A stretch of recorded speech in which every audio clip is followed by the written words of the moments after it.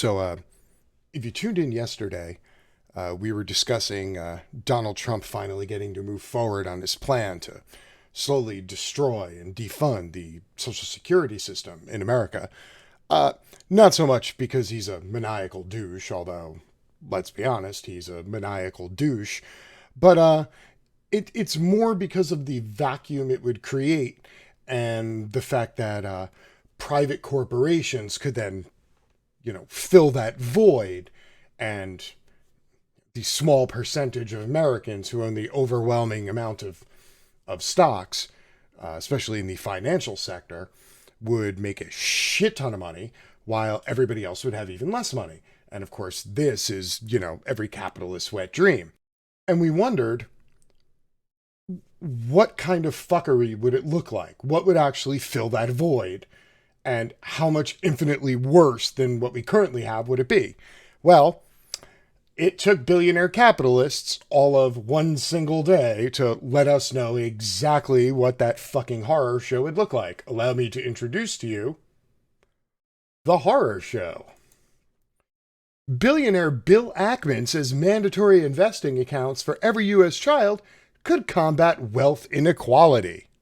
So to confirm, a billionaire who has a shit ton of money in the financial sector and investments thinks that if everybody else was forced to participate in the stock market, that it would somehow fix wealth inequality because the poor would become wealthier, but the wealthy wouldn't.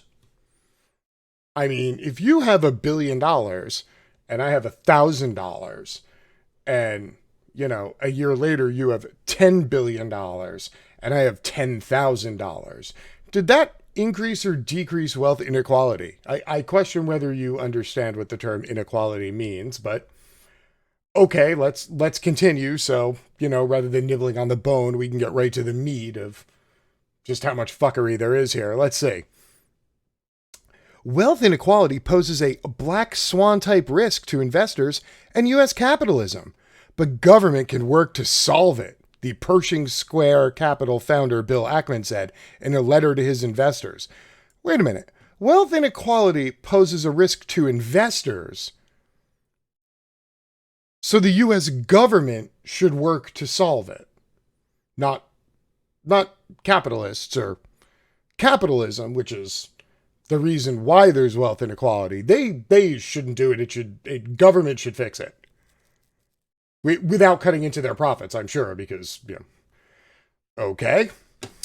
The billionaire defended capitalism as, quote, the best system for maximizing the size of the economic pie. Okay. But said wage growth had, quote, not kept pace with wealth creation for the wealthiest Americans. No shit, Sherlock. Now, how can you defend capitalism as the best system and then point out that wealth inequality is bad? Like, you do realize that the reason that capitalism is so successful is because there's so many poor people selling their labor for a tiny percentage of the profits being gained by the people who own the companies that they work for. That's literally how you operate in capitalism. Woo! Apparently, Bill Ackman's genius idea to fix wealth inequality is to have the government do it.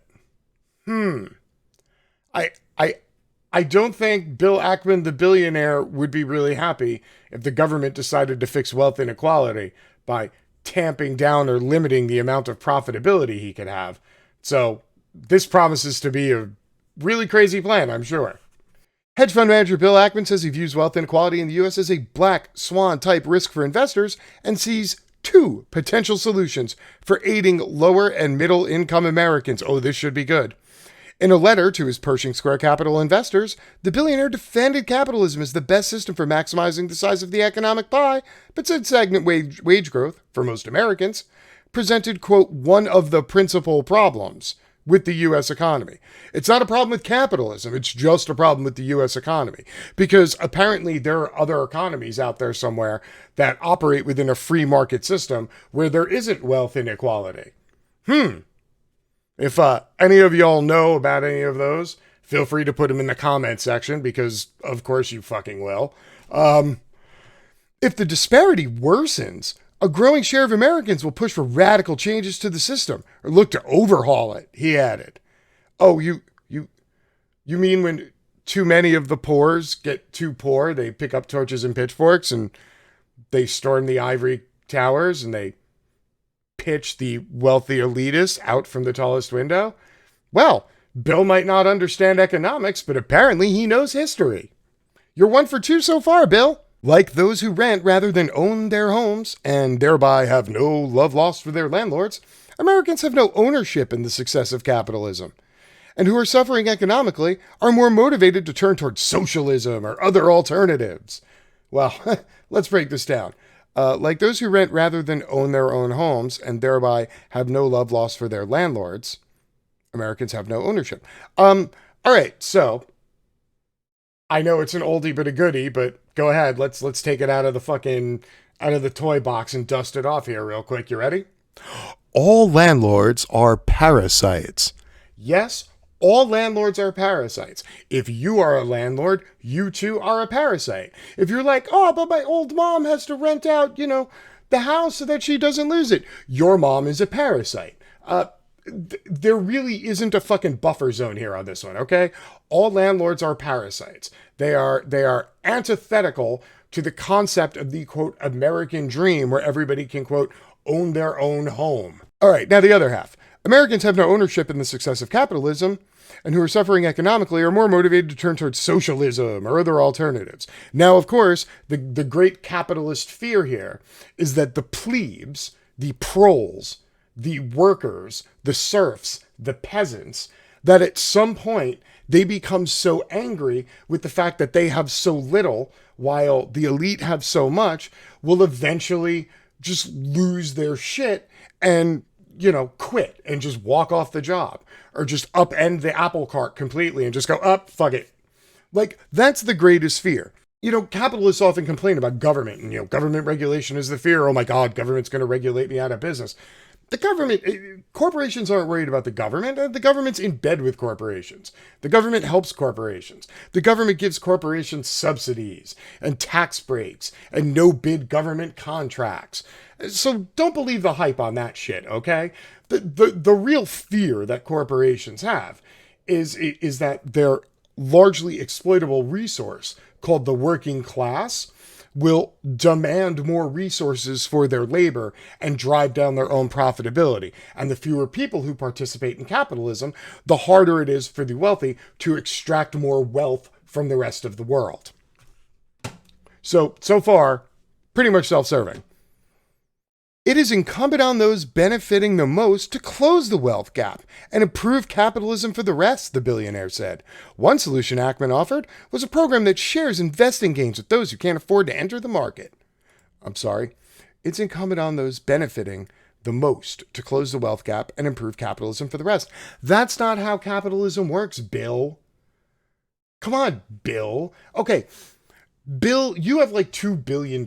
If you have $2 billion and some other lazy, wealthy capitalist also has $2 billion and you decide to give all your plebes and peons more money for their labor and the other billionaire doesn't, that billionaire now has more capital than you. And with more capital than you, he has more market leverage than you do.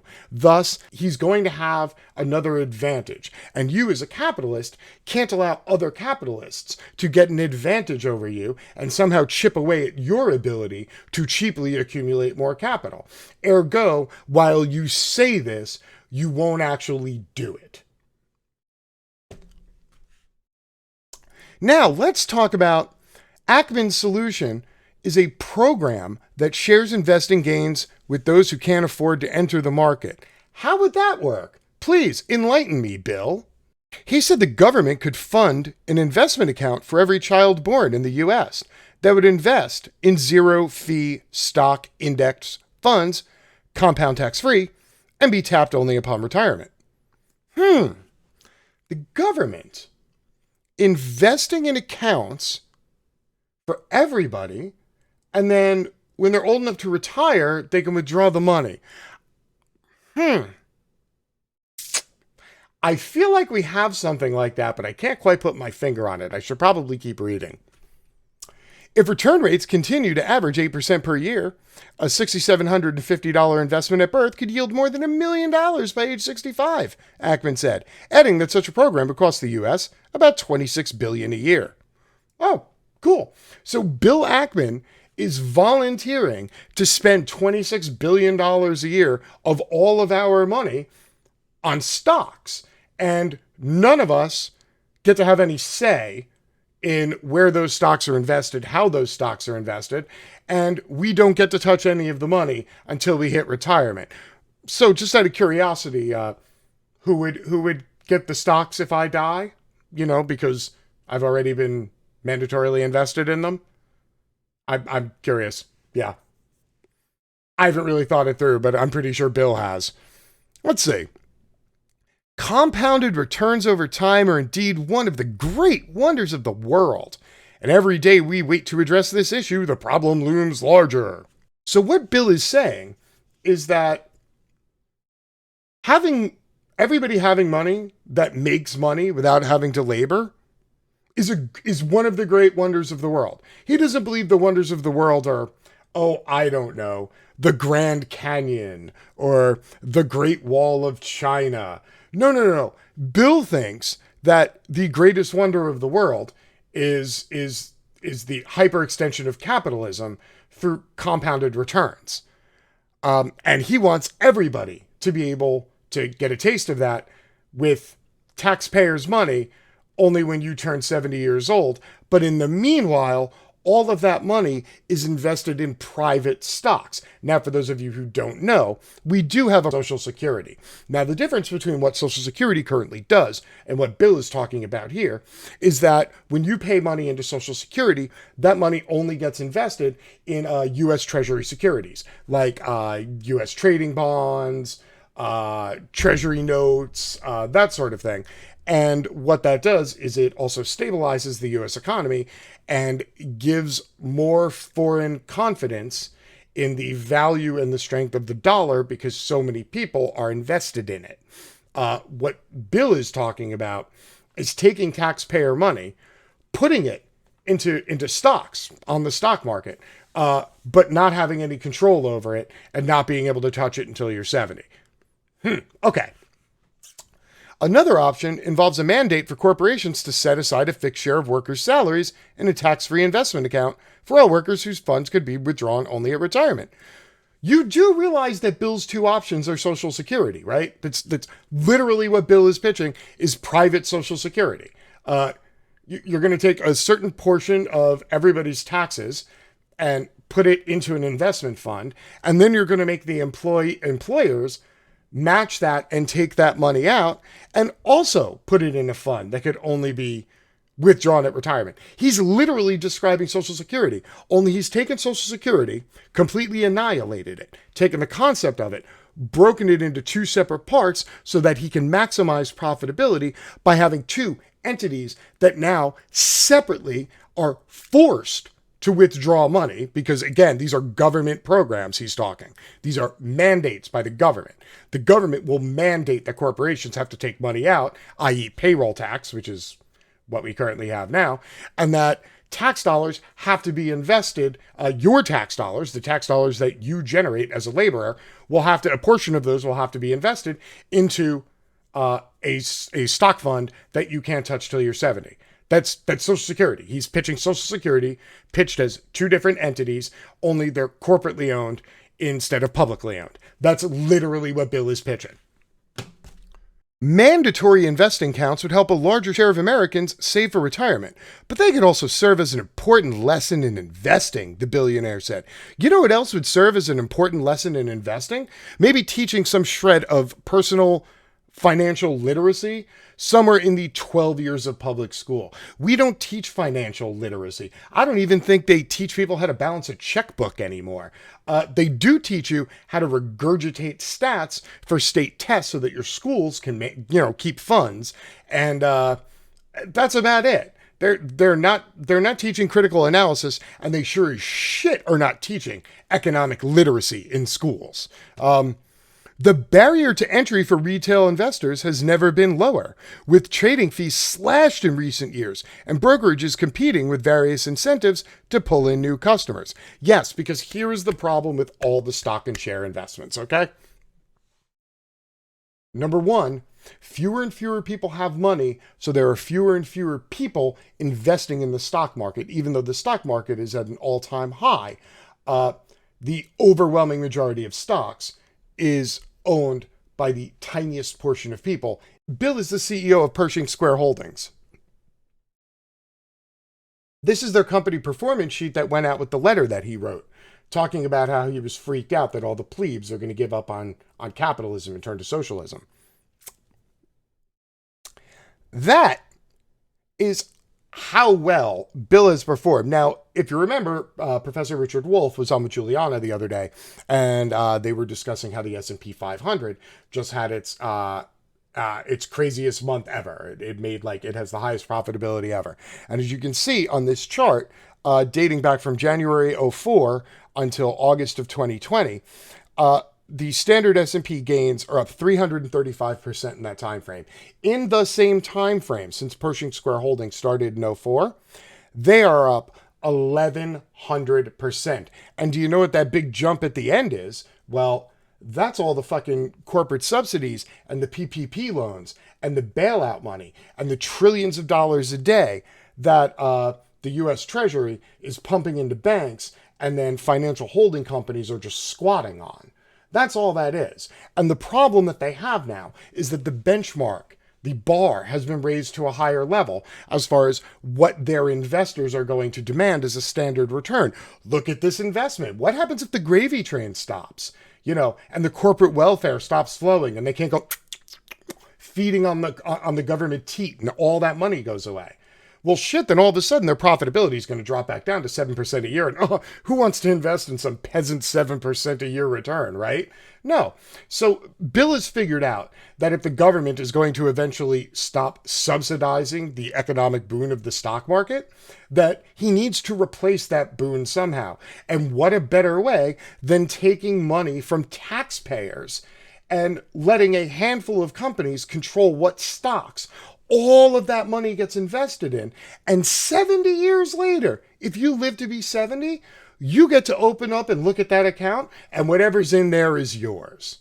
There you go. That's Bill's answer. This on the heels of Donald Trump trying to kill Social Security. I cannot say this enough.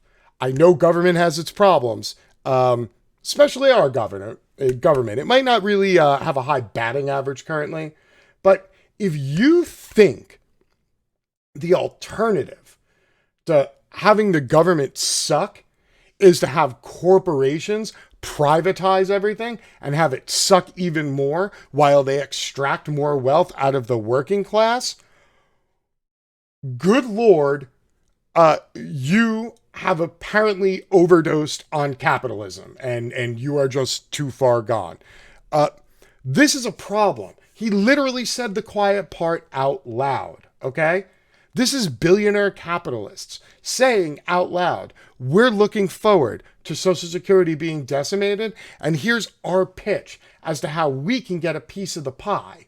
And rather than having the government take money from people and companies and invest it in U.S. Treasury bonds, we'll force the U.S. government to take money from people and corporations and invest it in stocks that we choose to maximize our own profitability. There you go.